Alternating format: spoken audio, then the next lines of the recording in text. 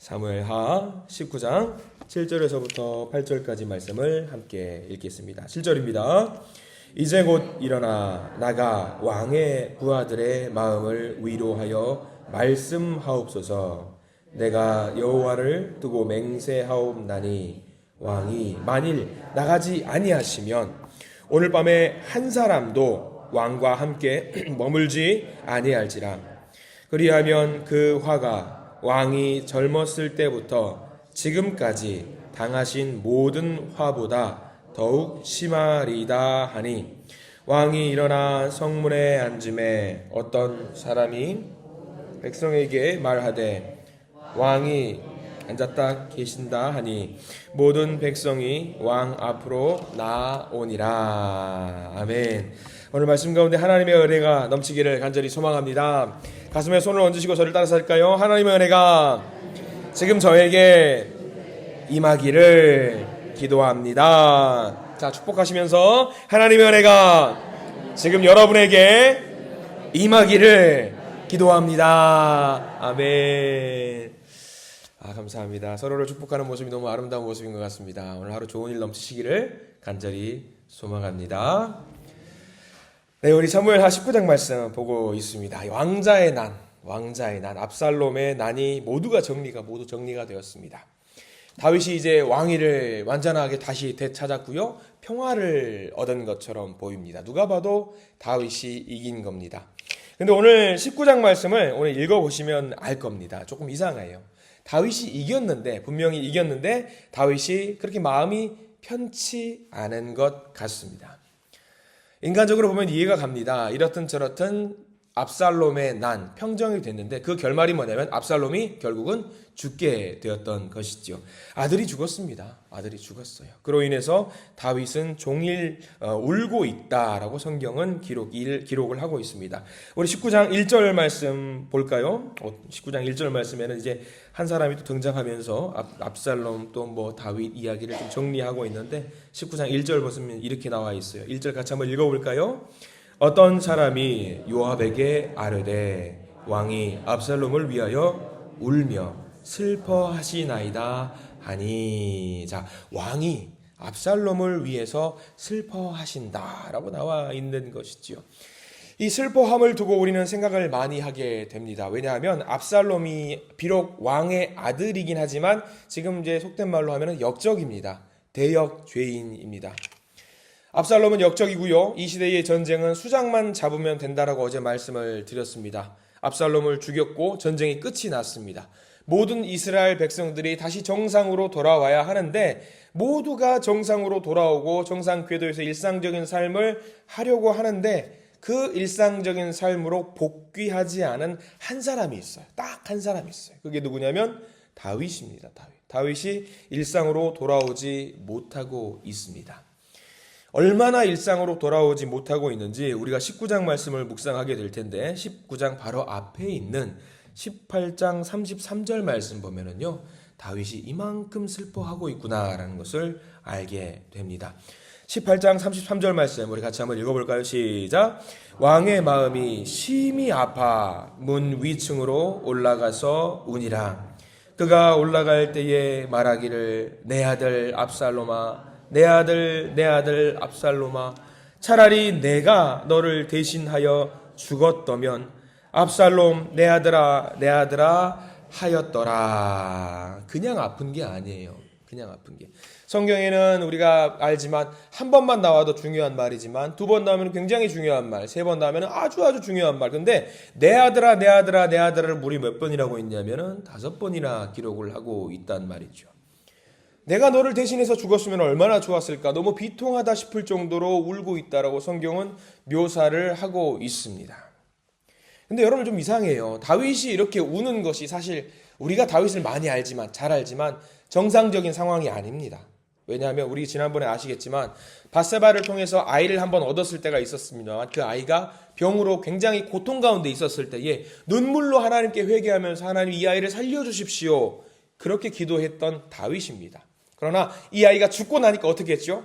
탈탈 털어버리고 힘을 내서 밥을 먹고 또 일을 하러 나갔었습니다.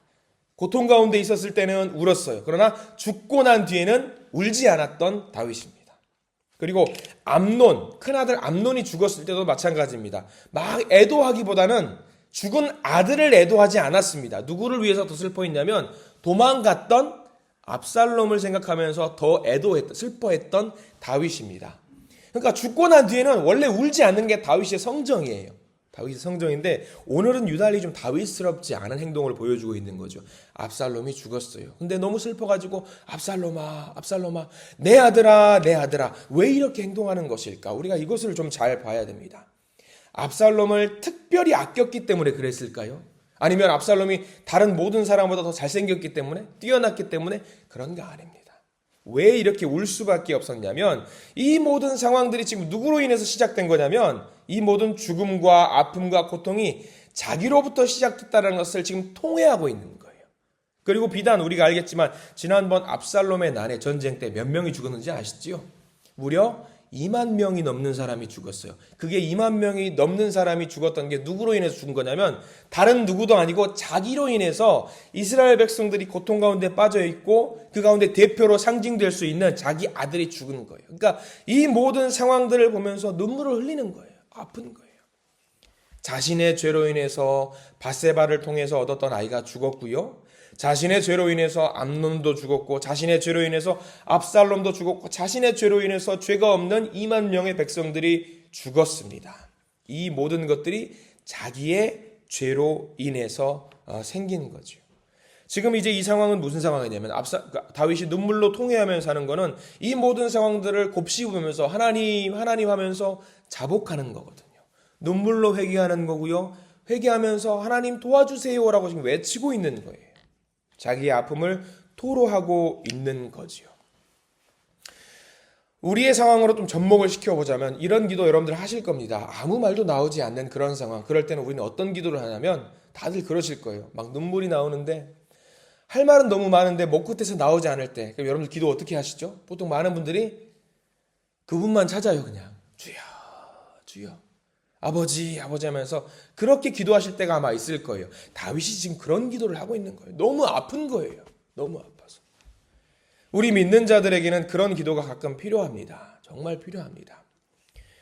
과거에 정말 재미있게 봤던 애니메이션 영화가 한 편 있습니다. 혹시 보신 분들도 계실 거예요. 그 조금 이제 영어 제목인데 인사이드 아웃이라는 영화가 있어요. 혹시 보신 분들도 계실지 모르겠는데 한 명의 주인공이 있습니다. 이 캐릭터 주변에 머릿속에 주인공들이 살아요. 이 주인공을 움직이는 어떤 이상한 물체들이 살아요. 뇌 속에서. 이름이 뭐냐면 기쁨, 또 슬픔, 분노, 까칠 이런 것들이 머릿속에 살면서 기쁨이 나와야 될 상황이면은 기쁨이가 막 조종을 해요. 그리고 슬픔이 나와야 될 상황이면은 이 사람을 슬픔이 나오게 막 조종을 해요. 또 분노해야 될 상황이면은 와 하면서 분노하는 녀석이 나와가지고 이 사람을 조절을 합니다. 각자의 영역에서 이 사람이 성장할 수 있게 막 만들어주는 일을 하는데 그 대표 중에 누가 가장 이 사람을 움직이는 주인공이 될 것 같아요, 여러분들. 우리 삶이 누가 우리를 막 컨트롤했으면 좋겠을 것 같아요, 여러분들은. 아마 많은 분들이 기쁨 또는 즐거움이 우리 삶을 컨트롤하면 참 좋겠지라는 생각이 들어요. 그래서 늘 삶 속에서 기쁜 일만 있으면 참 좋겠다 생각을 하잖아요. 근데 그 영화에서도 그거였어요. 기쁨이가 계속 한 사람을 조종을 해요. 그래서 기쁜 일만 있게. 근데 이상한 거예요. 슬픈 일이 있어도 분명히 애도해야 되는 일이 생김에도 불구하고 기쁨이가 계속 조절을 하려고 하는 거예요. 그러면 이게 충돌이 돼요. 그러면서 이 사람이 뭔가 이상한데 하면서 자기의 정체성을 막 혼란스러워하는 일이 생깁니다. 그 영화의 핵심은 그거였습니다. 슬픔이었어요. 슬픔. 때로 우리가 삶을 살 때에 늘 기쁜 일만 있는 게 아니고 분노해야 될 때도 있고 조금 속상해야 될 때도 있고 여러 가지 일이 있는데 이 상황 속에서 이 사람한테 꼭 필요한 게 뭐였냐면 슬픔이었어요. 대놓고 눈물을 펑펑 흘리면서 울어야지만이 이 사람이 성숙할 수 있고 더 나아갈 수 있는데 그 상황도 기쁨으로 만들려고 하니까 문제가 생겼던 거죠. 그러니까 우리 삶도 마찬가지예요. 우리 삶도 여러분들 그럴 때 있잖아요. 주여 주여 하면서 아무것도 그냥 다 내려놓고 눈물만 쏟아내야 될 때가 분명히 필요합니다. 우리 신앙생활 할 때는. 하나님 제 모습을 보시고 제 죄를 보시고 제 아픔과 제 고통을 보시고 이 시간 눈물만 흘리겠사오니 저를 위로하여 주시옵소서라고 하면서 1대1로 하나님과 만나는 일이 필요합니다. 지금 다윗이 그렇게 하고 있었던 거예요. 압살롬아 하면서 여러 가지 만감이 교차하면서 눈물만 흘리면서 하나님 저를 도와주십시오. 저를 살펴주십시오 하면서 꺼이 울면서 주여 그것만 하고 있었던 거지요. 때로 울어야 돼요. 우리도 때로 울어야 됩니다. 때로는 슬퍼해야 되고요. 온몸이 기운이 빠질 만큼 울면 어떻게 됩니까? 우리 마음이 어떻게 돼요? 후련해지면서 이제 하나님이 우리에게 주시는 기쁨으로 우리가 덮이는 우리를 경험할 때가 있습니다. 다윗이 지금 그게 필요했습니다. 통회하는 시간이 필요했고요. 회개하는 시간이 필요했고요. 자복하는 그 시간이 필요했는데 이게 참 안타까운 게 오늘 성경 말씀에서는 그렇게 울어야 하는데 울고 있는데 그것을 못하게 막는 사람이 등장을 해요. 누가 등장하냐면 요압이라는 군대 장관이 등장을 합니다. 그래서 우리가 읽은 본문이 7절과 8절 말씀이 그겁니다. 요압이 군대 장관이 등장을 해요. 다윗이 너무 울고 있어요. 막 통회하는 마음으로 울고 있는데 신하들이 보니까 이게 뭐냐면 죽은 압살롬을 더 높여주는 그런 기도를 하고 있는 것처럼 보이는 거예요. 그러니까 요압이 화가 나서 말을 하는 거죠. 우리 7절 말씀 다시 한번 읽어볼까요? 7절 같이 읽습니다. 시작. 이제 곧 일어나 나가 왕의 부하들의 마음을 위로하여 말씀하옵소서. 내가 여호와를 두고 맹세하옵나니 만일 나가지 아니하시면 오늘 밤에 한 사람도 왕과 함께 머물지 아니할지라. 그리하면 그 화가 왕이 젊었을 때부터 지금까지 당하신 모든 화보다 더욱 심하리이다 하니. 이거는 협박입니다. 협박이에요. 요압은 우리가 알고 있기로는 다윗의 충신입니다. 그리고 다윗의 조카예요. 외조카거든요. 근데 협박을 하는 거예요. 지금 왕 나가서 정치하거나 우리를 다스리거나 우리를 높여주지 않으면 지금까지 당한 것보다 더 큰 봉변을 당할 줄 아십시오. 지금 당장 나가십시오라고 이야기를 하는 거죠. 이 요압으로 인해서 다윗이 눈물을 흘리면서 슬퍼할 수 있는, 통회할 수 있는, 자복할 수 있는 기회를 놓치게 됩니다. 우리가 오늘 다윗을 통해서 알아야 될 게 그겁니다. 때로는 우리가 하나님 앞에서 아무 말 하지 않고 주여 주여 하면서도 외치면서 눈물을 흘리면서 주님을 만날 수 있는 시간이 분명히 필요합니다. 일부러라도 필요합니다. 꼭 그렇게 해야 됩니다. 이 요압은 누구냐면 우리가 다윗의 충신으로 알고 있는데 다윗의 외조카고요. 그러면 여러분 보세요. 굉장한 이 사람이 기회주의자인데 압살롬을 누가 죽였냐? 압살롬을 창으로 찔러 죽인 사람이 이 요압이에요. 그러면 아까 말씀드렸죠. 다윗의 외조카라고 말씀드렸죠. 그러면 압살롬과 무슨 관계일 것 같아요? 사촌, 형제지간이에요. 어렸을 때 같이 막 동고동락 했을 텐데 자기의 어떤 영달과 입신양명을 위해서 사촌 형제 정도 죽이는 거는 아무렇지 않게 했던 사람이고요. 지금은 심지어 다윗 왕을 협박을 하는 사람입니다. 요압은 충신이 맞지만 충분히 회개해야 할 때, 다윗이 회개해야 할 때 회개하지 못하게 만들었던 하나님 앞에서는 옳지 못한 사람입니다. 우리가 다윗의 오늘 모습을 통해서 한번 알았으면 좋겠습니다. 우리가 살면서 회개할 것이 있고 자복할 것이 있고 내려놓고 주님과 이야기할 것들이 있다고 한다면 충분히 주님과 대화를 통해서 기도를 통해서 소통하시는 우리 모두가 되기를 소망합니다. 충분히 하지 못하면은요, 이게 정리되지 못한 채로 다시 세상 가운데 나가면은요, 이 죄가 또 다른 죄를 잉태한다라는 것을 다윗을 통해서 우리는 알게 됩니다. 그러니까 우리는 어떻게 살아야 될 것인가 돌아봐야 돼요. 내가 지금 먹고 살기 바빠서 하나님 앞에서 해결이 되지 못한 것이 있다면 먹고 살기 바쁘다고 할지라도 내려놓고 그 시간 기도하면서 털어내고 하나님께 나아가시기를 바랍니다. 너무 바빠서 내가 하나님 앞에서 회개하지 못하는 일들이 있다면 내 분주한 일로 인해서 하나님 앞에 나아가지 못하는 일은 없을까? 이 시간 한번 충분히 우리를 점검해 보시기를 부탁을 드립니다. 주여, 나를 새롭게 해주시옵소서.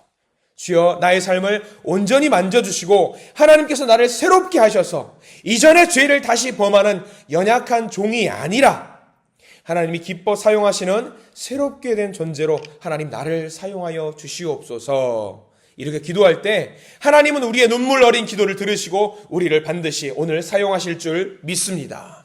이런 하나님을 만나시고 하나님과 함께 하시는 우리 모든 성도님들이 되시기를 간절히 기도합니다. 기도하겠습니다. 주님, 우리의 삶을 돌아봅니다. 죄 가운데 있으면서도, 죄 가운데 있다는 것을 알면서도 하나님 앞에 나오지 못하고 주님께 반드시 회개해야 하는데 그렇게 하지 못할 때가 얼마나 많은지 모릅니다. 그 죄로 인해서 다시 또 다른 죄를 먹고 마시고를 반복합니다. 주님, 우리가 이 시간 죄의 자백과 회개하는 일 절대로 놓치지 않도록 우리를 인도하여 주시옵소서. 하나님과 충분히 만나야 합니다. 주님과 충분히 소통해야 합니다. 그로 인해서 우리는 우리의 죄를 자백하게 되고 하나님과 바른 관계를 세울 수 있습니다. 주님, 이 시간 주님과 교제하기를 원하오니 기도를 통해서 우리의 죄를 이겨내고 우리의 아픔을 이기고 우리의 허물을 이겨낼 수 있도록, 그래서 새롭게 출발할 수 있도록 저희들을 인도하여 주시옵소서. 하나님과 동행하는 그 시작이 바로 지금의 회개이오니 이 순간 이 자리에 우리와 함께 하시고 우리의 죄를 내려놓고 용서받는 시간이 될 수 있도록 저희들을 인도하여 주시옵소서. 예수 그리스도 이름으로 간절히 기도드립니다. 아멘.